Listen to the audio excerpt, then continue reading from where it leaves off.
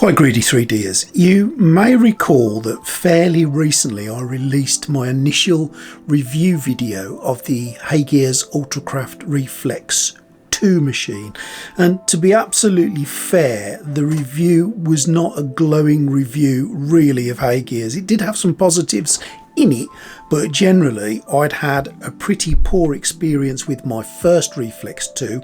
As you recall, we had the overflow of resin problem.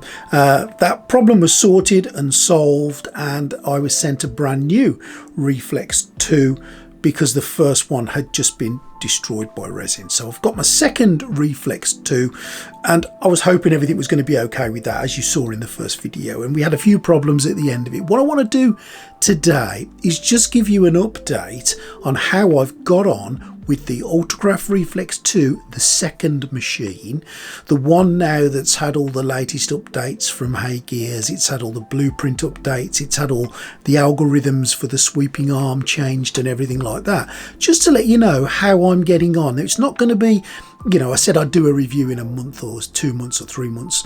This isn't going to be that video. This is just going to be what's happened in the last couple of weeks since I've upgraded to all the latest firmware, and what happened and why do we think we had some problems last time. Well, if you recall, at the end of the first video, I'd still had a few problems printing with Pat 10, and what looks like has happened is because I've had the pulsing release module 2 with the VAT installed for the pulsing release module 2, for the first few prints in Pat 10 I wasn't actually using the pulsing release module, and that was because it wasn't configured within the software to use the PRM with Pat 10. There's only a few at the moment at time of this video going out at the end of October that are still compatible with the pulsing release module 2, but now Pat 10 is one of them. So I've used Pat 10, the pulsing release module, in the pulsing release module VAT, and these are the results that I am now getting. It's a lot more positive, thankfully. Just thought I'd better say as well, I did, just to make sure there was nothing on the screen or there was nothing in the vat, I did a full tank clean. I emptied the resin out through a filter and I cleaned the tank out, just wiped the screen down as well. And I think something has done the trick. I'm not sure which it was, but all these steps have certainly improved the printing experience. So this file is actually a HeyGears file, a goldfish and some kind of little stand. Printed this in Pat 10, and I've got to be honest, it came out absolutely perfectly, no real issues at all. Happy with the quality of this. I did use the pulsing release module and that seemed to do the trick, and I got an excellent print. So next I wanted to try something a little bit bigger. So here is the plasma shield from Wicked's Halo model. Again, self-supported in blueprint. It's quite a big file. It's a solid file, so it's not hollowed. And happy to report, as you can see, printed beautifully, absolutely perfectly. I've got no issues with the quality of what's happening here. It looks wonderful. The only thing that didn't print so well in Pat 10 was this alien egg, and although on the surface it looks like it's printed, as you can see if we look a little bit deeper into it, you can see that the detail inside is not up to scratch. Now I printed this as well on the GK3 Pro, and if you look inside you can see that the claws, the little fingers, are much more detailed. Now I don't know why that is the case, but comparing the two you can clearly see there is a difference. Perhaps HeyGears would like to comment on that.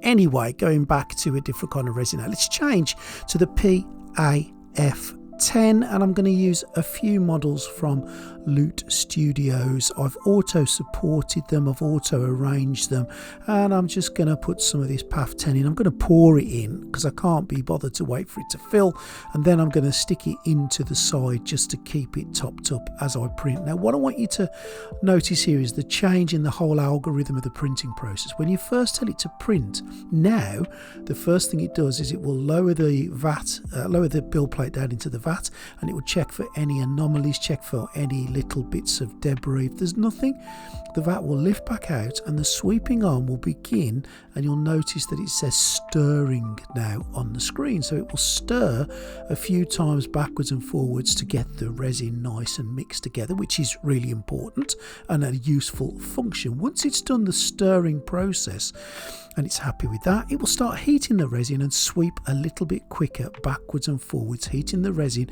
in this case to 25 degrees. Then once the resin reaches temperature and the printing starts, you'll see now that the vat itself, the plate itself, lifts out and goes down without the sweeping arm going backwards and forwards. So they've reduced the algorithm of the sweeping arm going backwards and forwards now to just occasionally, if it needs to, if the temperature of the resin falls below 25, whereas it used to go past every single time, every single layer.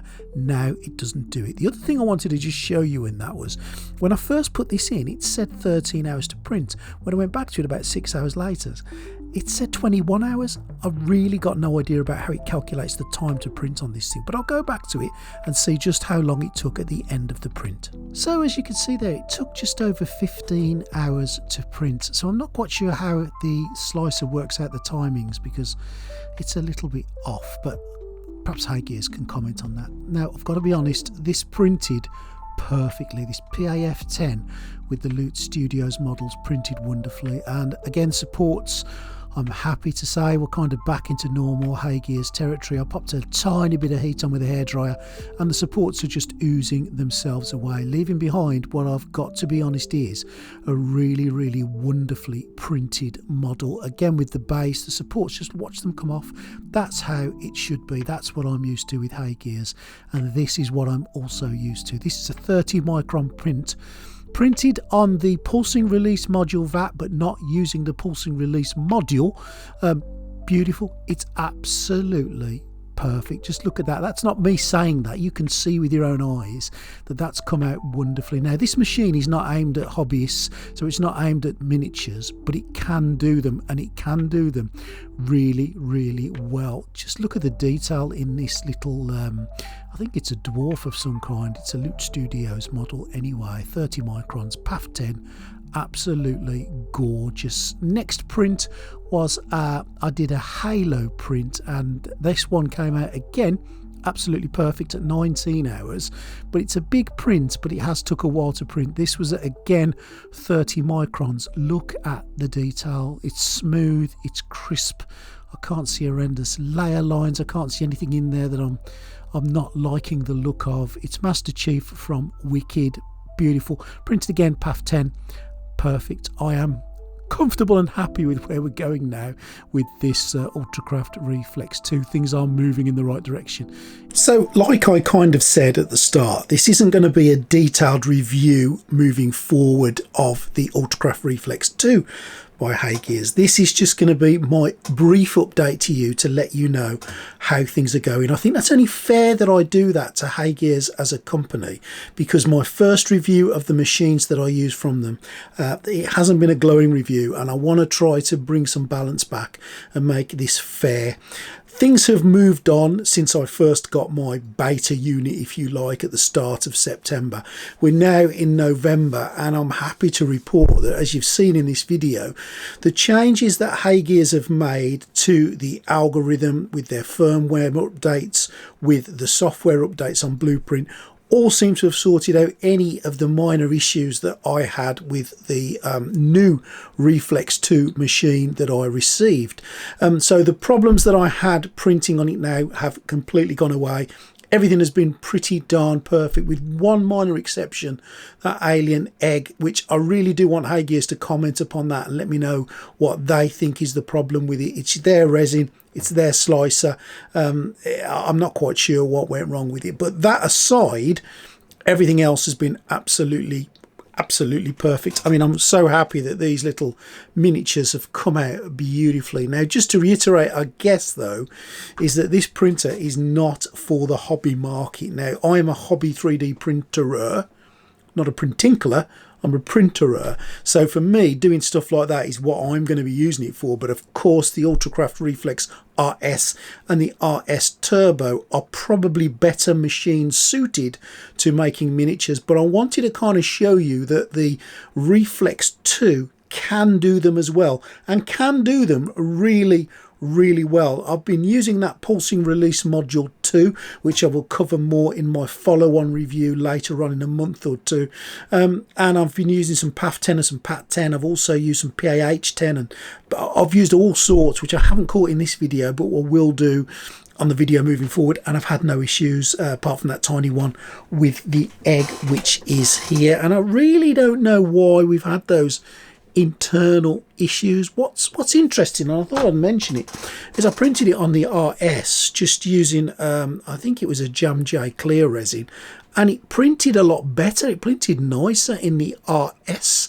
Not perfect, but it did actually print. So, you know, I still think there's probably a little bit more work for HeyGears to do, and they are working on things. If you think about it, all the resins for the pull string release module are not released yet, so that will change. That will be upgraded. I'm sure they're working on all sorts of things in the background just to make everything more refined.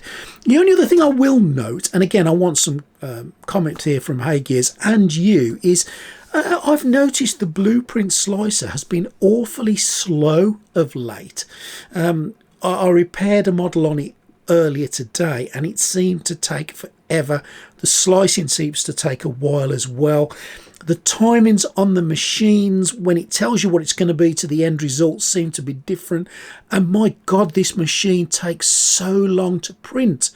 I'm understanding that HeyGears are working on the algorithm to speed that up a little bit, but I don't understand, and again I'm open to be explained to here, why the Reflex Turbo and this machine are so vastly different in speed. If this is pointed towards businesses and studios, then surely speed has got to be a factor, as time generally means money. And I know this is going to be accurate, and I know that it's going to be compatible with all sorts of resins, but surely speed has got to be in some part of this. But let me know what you think. But I think from my perspective, I'm so happy to say that my experience with the Ultracraft Reflex 2 has gone from a little bit of a nightmare, to be absolutely honest to you, to right back where I expect to be with HeyGears, which is excellent, reliable printing quality. I'll do another review in a month or two giving you a full breakdown of how things have gone, but I want to thank you for watching today. Thank you to my Patreons. If you want to subscribe to the channel, that really would help. Please hit that subscribe button, hit the notification button, but more important to me, let me know in the comments what your thoughts are. I'm sure some of you have got these by now as well. Let me know how you're getting on with it. Is it good? Is it bad? Let me know. Let the community know. Thank you for watching. It's been a short video today, but I think it's an important video to do, and I think it's important to update you guys on where I am going. Thanks to HeyGears again for your support. Your support has been excellent throughout this whole thing, and I'm just so relieved, so relieved that my Ultracraft Reflex 2 is now printing as I would pretty much expect it to. There's always room for improvement, but we're definitely on the right track now. Thanks for watching.